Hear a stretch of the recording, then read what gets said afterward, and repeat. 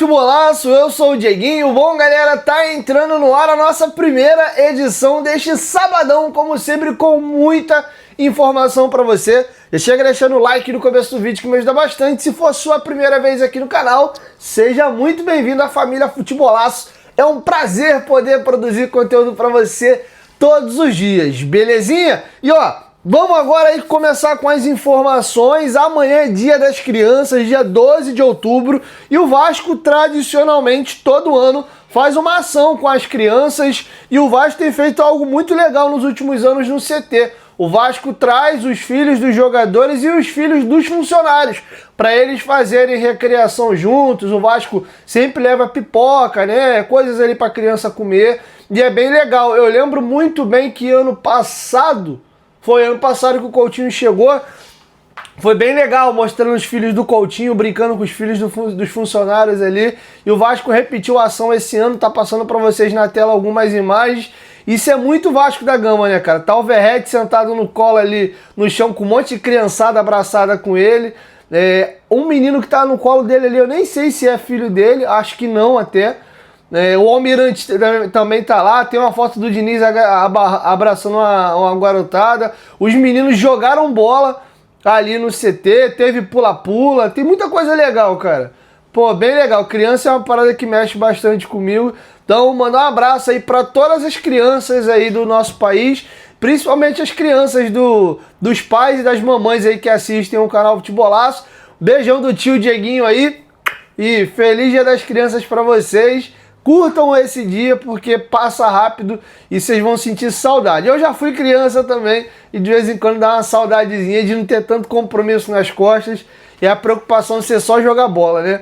Mas enfim, então tá feito o registro aí pra vocês. Mas não só de flores vive o Clube de Regatas Vasco da Gama. Nesse mesmo CT que nós tivemos aí imagens muito legais aí de confraternização, criança, que sempre traz aí alegria pro ambiente, tivemos uma notícia triste. O lateral direito Paulinho teve uma lesão grave no pé. O Vasco acabou de confirmar, isso é informação oficial, foi realizado exames médicos e foi constatada uma lesão ligamentar. Eu tô na dúvida, pelo comunicado do Vasco, como falou lesão ligamentar e a pancada foi no pé, presumo eu que ele pode ter rompido o ligamento do tornozelo. Normalmente, rompimento de ligamento, a primeira coisa que vem na cabeça da gente é o joelho, né? Eu vou ver se eu confirmo certinho essa informação para vocês, mas a lesão dele é importante e talvez ele perca até... Talvez não, ele deve perder a temporada. Hoje é dia 11 de outubro, o Brasileirão, salvo engano, acaba ali dia 6, dia 7, e depois tem os jogos finais ali, as semifinais e as finais da Copa do Brasil. Então, Paulinho provavelmente perdeu a temporada. Na hora que o garoto ia ter a oportunidade de jogar, infelizmente acontece essa fatalidade. E aí eu preciso ir pro outro lado da moeda, né? Qual é o outro lado da moeda, Dieguinho? O Paulinho ia jogar porque o Paulo Henrique e o Puma estão com as suas seleções. E o Vasco nem sabia ainda da lesão do Paulinho, essa programação foi antes, mas o Vasco mexeu os pauzinhos para ter em Fortaleza no dia do jogo, tanto o PH como o Puma. E eu vou trazer para vocês aqui algumas modificações que o Vasco conseguiu fazer na passagem dos atletas. Olha, eu confesso que me incomoda um pouco, tá? Eu acho que é colocar dois jogadores importantes aí num risco que, na minha opinião, meio desnecessário. Eu preferi uma improvisação, preferi o Paulinho jogando lateral direito e, no pior dos cenários agora, uma improvisação. Porque... Deus o livre aí, cara, você sobrecarregar aí, principalmente o PH, cara, o PH vai vir lá do Japão, velho. Tá maluco, é 12 horas de diferença de fuso, é loucura, o voo dele tem 2 conexões, inclusive. Mas vamos aqui ver como é que ficou o voo. O Vasco fez as seguintes modificações no voo dos dois. Matéria até que o GE publicou agora há pouquinho. O voo do Puma Rodrigues, ele vai chegar no Rio de Janeiro mais cedo, e no Rio de Janeiro ele vai para Fortaleza. Tá? O Puma Rodrigues é aguardado no início da tarde de quarta-feira, dia 15, para a partida. O jogo entre Vasco e Fortaleza é às 21h30 de quarta-feira, tá? Inclusive deve ser jogo aí da televisão. Beleza? Já o Paulo Henrique, o Vasco comprou o voo dele, se não tiver nenhum atraso nas conexões, ele chega no Rio de Janeiro no final da tarde no Rio de Janeiro, chega no final da tarde do jogo, dia 15, em Fortaleza. Cara, o voo dele é Japão, ele vai passar conexão em Londres, Paris, Fortaleza. É loucura, cara. E aí aí o cara vai chegar aqui no final da tarde pro cara jogar de noite, 21h30. Eu acho loucura, tá? Eu acho desnecessário. E acho até que a tendência é o PH ser titular pela seleção brasileira no confronto com o Japão. Porque o Vitinho, ele já teve um jogo na Bolívia, teve mais um tempo e mais um pedaço do segundo. E aí, para avaliar bem o PH, e o PH também aproveitou, foi bem nos 20 minutos que ele teve, acho até que a seleção deve dar a oportunidade dele começar a partida aí pro Ancelotti ter uma noção melhor, um adversário um pouco mais forte também. Então acho que são boas as chances do PH ser titular. Então tá feito o registro para vocês. Dieguinho, Paulinho lesionou, vamos contar que o Vasco faça o esforço para ter os dois no banco. O Piton vai assumir a lateral esquerda. Quem você improvisaria, contando que o PH e o Puma vão ficar no banco? Aí, cara, a gente tem algumas opções. O Carlos Cuesta, que está recuperado e vai para a partida, ele joga de lateral direito. Jogou várias e várias vezes na carreira, inclusive no Galatasaray ele mais jogava de lateral direito do que de zagueiro. Tá? Então é um cara que sabe fazer a posição. Aí vai fazer o quê? Vai mexer no time todo, empurrar o Hugo pra zaga, fazer o Hugo, Renan na zaga, e aí faz Tietê e Barros na cabeça da área? É uma possibilidade. É uma possibilidade, tá? O Hugo na zaga, ao lado do Renan, o Cuesta na lateral direita, e Barros e Tietê. Uma outra possibilidade é o Tietê jogar de lateral direito. O Tietê já jogou várias vezes na carreira assim, você mantém a zaga do jeito que tá e faz ali a cabeça da área com Hugo e Barros, tá? É uma possibilidade, sendo que eu acho que você vai ficar com as laterais meio frágeis defensivamente, né? Tietê e Piton aqui para marcar. É uma opção, tá? Tô tentando puxar na memória aqui algum outro jogador do elenco que possa jogar na lateral direita. Que eu me recorde agora, eu acho que são esses dois, cara. Acho que é ou o Cuesta ou o Cuesta ou... Oh, meu Deus, ou o Cuesta ou o Tietê. Uma possibilidade, já que o Diniz não se pega muito nesse negócio de perna, o Lucas Freitas jogou várias vezes no Juventude de lateral esquerdo. A maior parte da temporada dele, inclusive do ano passado no Juventude, foi de lateral. De repente botar ele na lateral esquerda e o Piton na direita, ou o Piton na esquerda e ele na direita, não sei. Tá? Mas são algumas opções aí que o Diniz vai ter para quebrar a cabeça. A outra é forçar uma barra. O Puma, que vai ter uma viagem mais curta, vai chegar no início da tarde, de repente começar o jogo com o Puma, e aí 20, 25 do segundo tempo, tira ele e botar o PH para terminar a partida. Também é uma opção, mas, reitero, acho pouco arriscado ficar forçando os jogadores aí. Lembrando que o jogo do Fortaleza é importante, se a gente ganhar, porra, a gente entra firme na briga ali, no pelotão ali do G10, porém... eu acho que a gente tem que pensar um pouco a longo prazo. Tem aí as semifinais da Copa do Brasil e o Vasco precisa manter essa batida aí para poder terminar o campeonato bem, tá bom? É a minha opinião, quero te ouvir, deixa a sua aqui embaixo nos comentários. E cara, falando em opinião, lá da Espanha veio uma opinião muito pesada. O jornal Marca, que é um dos maiores jornais espanhóis, comparou o Ryan, ou melhor, cravou que o Ryan é a reencarnação do Adriano Imperador. Vamos ler para vocês a manchete do Marca da Espanha. Ryan é a reencarnação de Adriano, que cresce à sombra de Coutinho. À sua idade, ele está a um nível acima. O atacante do Vasco é o sub-19 com mais gols marcados nas grandes ligas em 2025. Ele está empatado com o Lamine Yamal, ambos têm 14 gols aí pelas principais 15 ligas do mundo. Então o Ryan está realmente voando.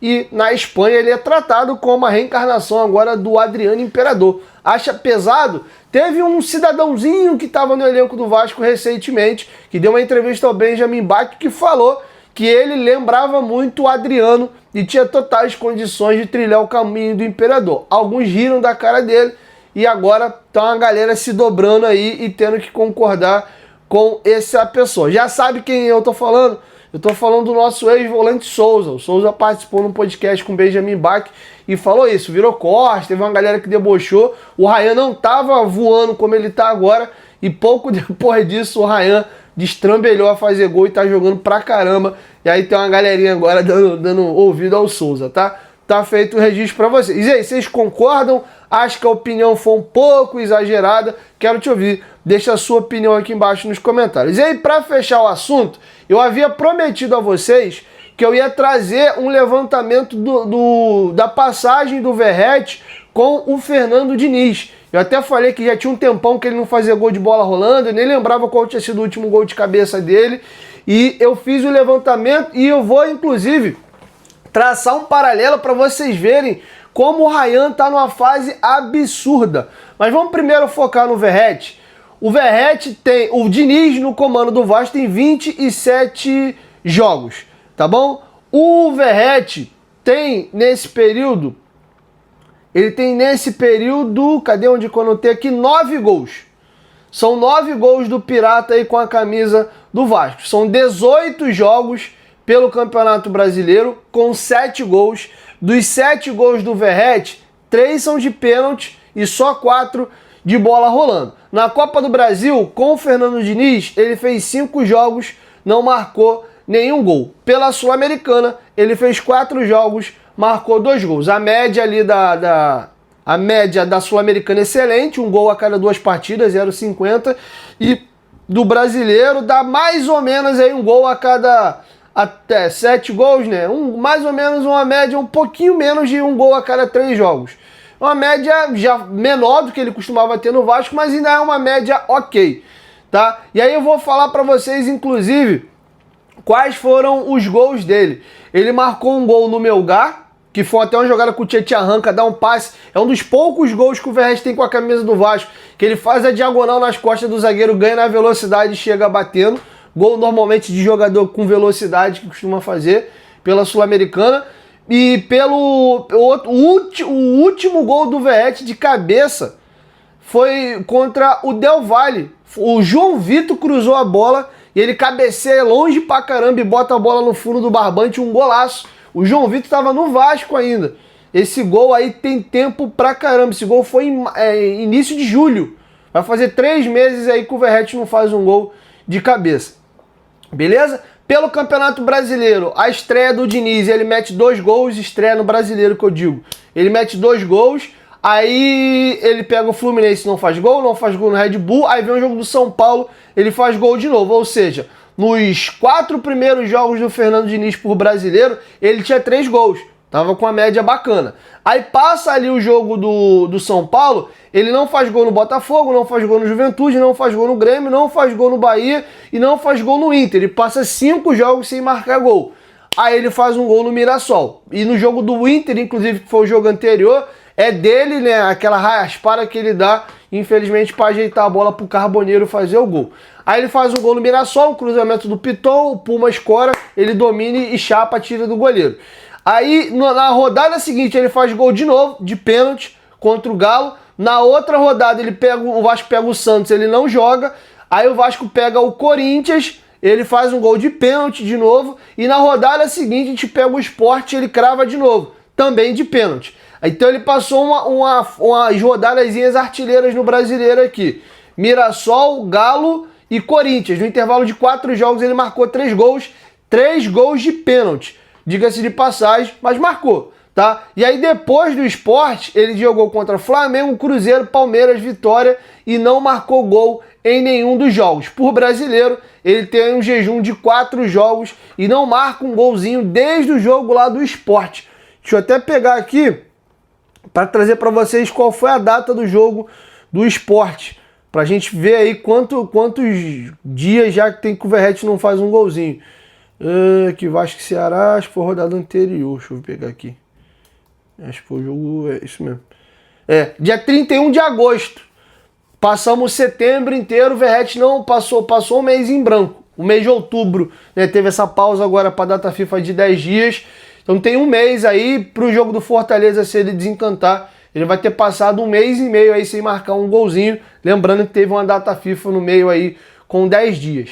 Tá bom? Então, esses são aí os números do Pablo Verratti, beleza? Esses 9 gols do Verratti na era Fernando Diniz são 3 gols de pênalti, 1 gol de cabeça e 5 gols aí de bola rolando. Até os gols de cabeça do Verratti sumiu. E o curioso é que quem tem marcado muitos gols de cabeça com a camisa do Vasco agora é o Ryan. E aí, pegando o recorte da era Fernando Diniz, o artilheiro do Vasco, adivinha quem é? O Ryan. São 27 jogos, 11 gols do garoto. O Verratti é o segundo colocado com 9 gols. O terceiro colocado é o Coutinho com 6. O quarto é o Nuno com 5.